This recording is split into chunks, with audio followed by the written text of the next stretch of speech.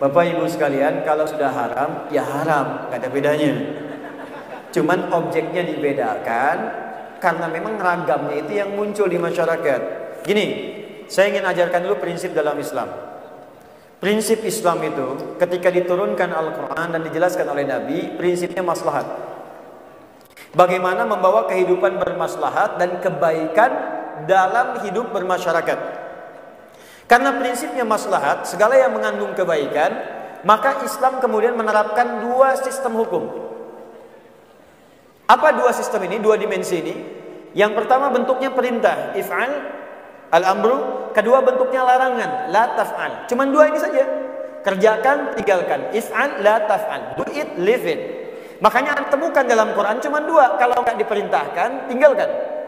Diperintahkan sholat, perintahkan zakat, perintahkan haji, perintahkan umrah, perintahkan puasa. Apa unsur perintah ini?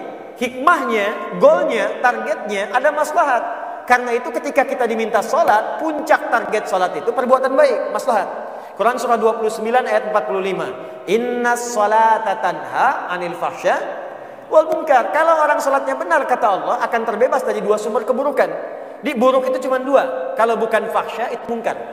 Fahsya, keburukan yang bersumber dari syahwat. Maaf, pornografi, porno aksi, LGBT, kata-kata kotor, jorok, itu fahsya. Makanya kalau orang benar-benar sholatnya bagus, fahsyanya hilang. Gak ada orang senang pornografi, porno aksi, gak mungkin, mustahil. Maka dia akan tinggalkan, karena akan berubah jadi baik. LGBT dia jauhi, malah dia ajak kemudian teman-teman untuk berubah. Ya, karena itu orang yang LGBT dalam fikih Islam, yang laki-laki misalnya, ya, itu nggak bisa jadi imam kalau dia belum sembuh sepenuhnya. Khawatirnya nanti berdampak kepada suasana sholatnya. Baru takbir sudah bubar, ya. Allah.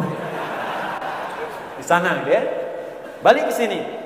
Mungkar perbuatan yang diingkari oleh hati, bentuknya syahwat, sumbernya syahwat perut dan akal. Maaf, mencuri, membunuh, ya, berselisih, mencela, dan seterusnya yang diingkari oleh akal, bohong, itu mungkar namanya. Di orang sholat mustahil mengerjakan perbuatan keji dan mungkar. Goal tujuan dari ibadah itu sifatnya maslahat. Umrah juga begitu, haji begitu, puasa begitu. Kata Nabi, kalau orang benar puasanya, maka puasa akan menahan dia dari perbuatan-perbuatan yang buruk. Makanya kalau orang sedang puasa, dia akan mencegah dirinya dari perbuatan buruk. Maaf ya, orang rajin marah semarah-marahnya, kalau sedang puasa libur marahnya. Gak percaya silahkan. Ada orang kok marah, ya?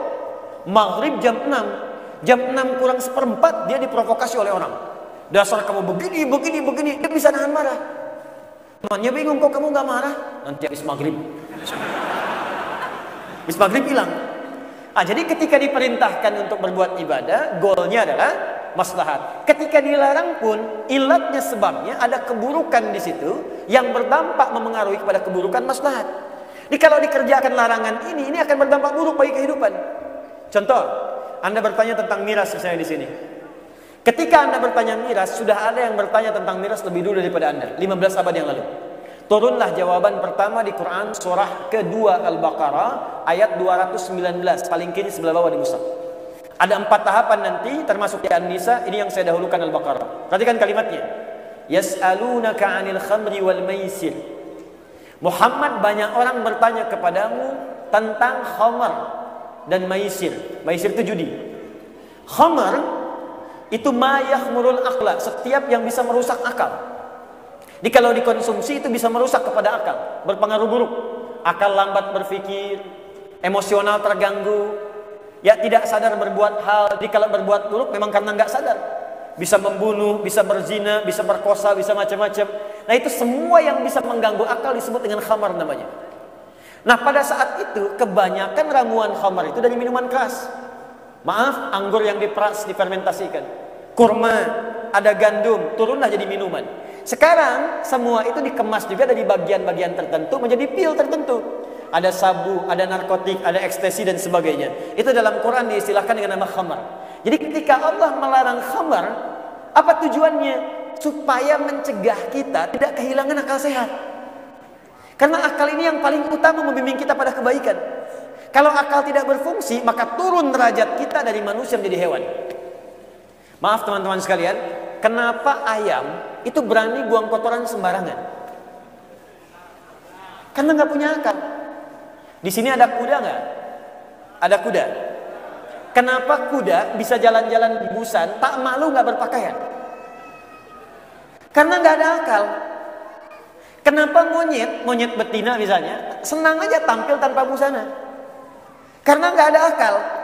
Kenapa kambing bahkan saat Idul Adha sedang azan berkumandang Allahu Akbar, senang aja berhubungan? Karena nggak ada akal. Kalau akal sudah hilang, maka perbuatan buruk tidak ada kontrol untuk mengerjakannya. Karena itu setiap yang mengganggu akal oleh Al-Quran kemudian diminta untuk ditinggalkan dalam kehidupan. Itulah sebabnya dalam Islam kenapa Anda dilarang minum minuman keras. Itu salah satunya. Sebab kalau sudah minum, kontrol hilang. Tiba-tiba suara meracau, kata-kata jadi kotor, tindakan gak terkontrol, anarkis itu muncul. Ada yang kemudian bahkan nekat melakukan perbuatan buruk, yang mencuri, yang berzina, yang membunuh dan sebagainya. Karena sebab yang buruk ini kemudian miras diharamkan. Yang pertama kali minta kepada Nabi supaya Allah menurunkan larangan mirasan tika, ingat, bukan Bang Haji Omar. Yang pertama minta namanya sahabat Umar bin Khattab. Umar ini jenius orangnya. Sebelum masuk Islam beliau itu biasa mabuk sehari 5 kali. Umar. Tapi Umar sendiri setelah masuk Islam yang minta pada Nabi, ya Rasulullah, kenapa Allah tidak turunkan ayat yang melarang mirasan tika, melarang khamar? Maka ketika turun ada tahapan. Di antara tahapannya kata Allah, banyak orang bertanya padamu tentang hukum khamar. Qul fihima ithmun kabir wa manafi'u linnas. Katakan Muhammad, memang di balik khamar itu ada yang merasakan manfaat cuma sedikit. Mungkin merasakan manfaat cuma sedikit, ada yang bisa untuk menghangatkan cuma sedikit, tapi dampak buruknya lebih banyak. Jadi kalau Anda bisa mengemas teknologi untuk menghangatkan badan, tidak harus menggunakan itu, kenapa harus gunakan itu? Ada yang merasakan tenang dengan minum, hanya sedikit, dia tidak sadar dalam tenangnya bisa mengungkap rahasia yang tidak harus diungkap. Dia tidak sadar dalam perasaan tenangnya bisa meracau kata-kata yang kasar. Dan dia tidak sadar dalam tenangnya bisa berbuat kriminalitas yang lebih besar. Karena itu wa ithmuhuma akbaru min naf'ihima. Potensi buruknya, dosanya lebih banyak dibandingkan dengan baiknya. Karena itulah turunlah kemudian sebagai pamungkas Quran surah kelima Al-Maidah ayat 90 sampai 91. Paling kanan sebelah atas di mushaf. Innamal khamru wal maisiru wal azlamu dan seterusnya. Perhatikan ujung ayatnya. Rijsun min amali syaitani fajtanibu. Itu amalan buruk, provokasi dari setan, maka jauhi itu semua. Jadi tidak ada bedanya teman-teman antara miras dengan daging babi, sama-sama haramnya. Jelas ya? Ya.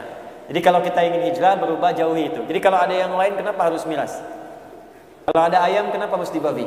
Jelas ya? Itu ujian keimanan. Ujian keimanan. Baik. Ustadz, bagaimana kalau sedang dalam keadaan terdesak? Terdesak hukumnya beda dengan biasa. Anda di Korea misalnya ada satu daerah terpencil, masuk tiba-tiba ayam nggak ada, kambing nggak ada, dan 2 hari nggak makan nih. Yang ada cuma babi misalnya. Maka boleh makan babi pada saat itu? Halo? Tidak besar begitu babi. Yang boleh makan daging babi, ya itu pun sembelih dulu, kemudian ambil sebagian dagingnya dimasak untuk menghilangkan lapar. Ingat, bukan untuk mengenyangkan, untuk menghilangkan lapar. Jadi bukan untuk dinikmati, enak juga ya, bukan. Untuk menghilangkan lapar. Sambil Anda makan itu cari makanan lain yang halal sifatnya. Demikian dengan minuman-minuman juga hukumnya serupa.